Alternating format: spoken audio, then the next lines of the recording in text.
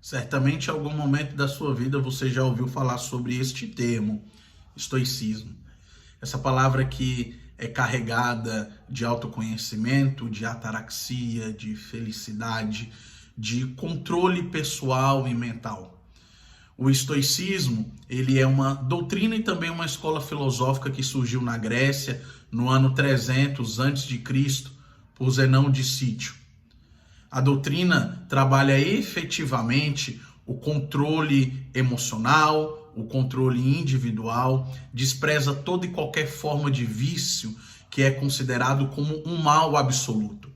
Para o estoicismo, a busca da felicidade está concentrada nas virtudes que o homem pode desenvolver.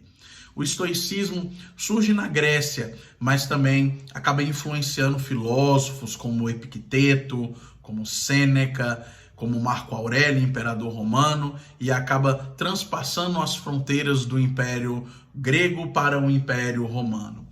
O estoicismo ensina a calma, a racionalidade, que são fatores e virtudes que estão muito distantes da nossa sociedade nos dias de hoje.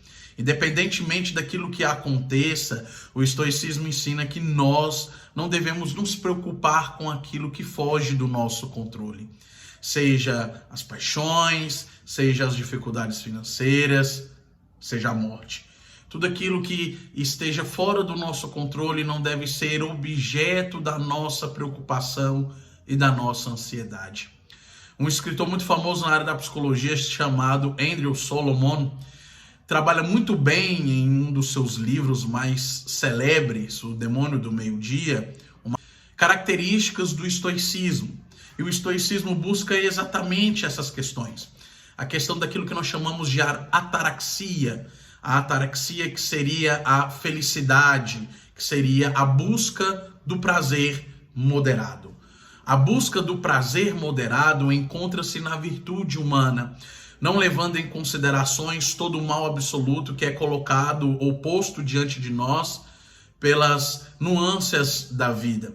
Sabemos que no decurso da vida, no decurso da nossa trajetória, nos aparecem inúmeras oportunidades e cabe a nós avaliarmos de forma racional, a partir do nosso conhecimento obtido, a partir da nossa cosmovisão, da nossa leitura de mundo, aquilo que especificamente nós queremos, aquilo que nos faz mal e aquilo que pode nos trazer felicidade. Portanto, o estoicismo é a virtude do único caminho para a felicidade, que está concentrada aonde? Concentrada na racionalidade, no conhecimento e na busca pelos prazeres de forma moderada. É a pessoa que prioriza o conhecimento, que prioriza o agir pela razão. Ou seja, o prazer é sempre visto como um inimigo, muitas vezes sábio. Nessa perspectiva, o universo e as concepções divinas são governadas pela razão. Portanto, é de suma importância que nós possamos nos aliarmos ao autoconhecimento e ao conhecimento filosófico e racional para que nós possamos buscar a felicidade dentro das balizas como propõe o estoicismo. Então, as atitudes têm mais valor do que palavras nesse sentido. E nos dias em que nós vivemos, isso torna-se muito significativo. Sobretudo num período como já dizia o sociólogo Zygmunt Bauman, o amor é líquido, a modernidade é líquida, as pessoas dizem que amam umas às outras de forma muito rápida, conheci a pessoa ontem e hoje eu já passo a amá-la. Para o estoicismo, essa não seria uma atitude racional, porque uma paixão também pode se tornar um vício, e o vício, dentro da perspectiva estoicista, é um mal absoluto. Por isso, os sentimentos externos, eles tornam um homem um ser irracional para o estoicismo, e não um ser imparcial dentro das suas decisões em que ele deve tomar na sua vida. Por isso, é muito importante agir de forma prudente e assumir as responsabilidades dos seus erros. Por isso, o estoicismo é essa filosofia que surge lá no ano 300 a.C. e vai passando pelo Império Grego, vai passando pelo Império Romano, passa pelo período medieval, pela concentração da filosofia cristã de Santo Agostinho, de Tomás de Aquino, entra no período moderno com a filosofia iluminista e chega até os nossos dias. Uma ferramenta que pode ser utilizada para a busca do prazer moderado e para o controle da nossa ansiedade. Sobretudo em um período de doenças psicossomáticas, de doenças da mente, de ansiedade, de depressão.